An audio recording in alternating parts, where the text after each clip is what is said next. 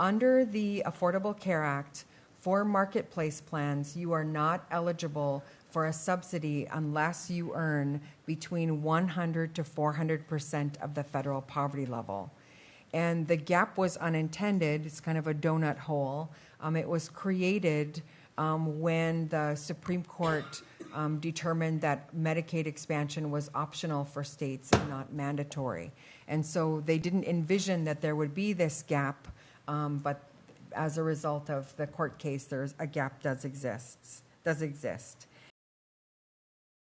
When the Affordable Care Act was passed, Medicaid expansion was actually a mandatory coverage. This later Supreme Court ruling made this Medicaid expansion optional for states. But we have recently seen that that when the states challenged the federal government with regard to Medicaid expansion into the age group of 19 to 64, able-bodied without children, that the Supreme Court stated in that decision that the federal government could not make the states expand Medicaid, the Medicaid program.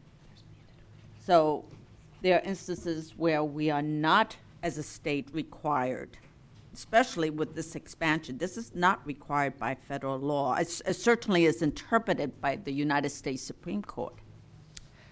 Is that not correct? Is the department not aware of that United States Supreme Court decision?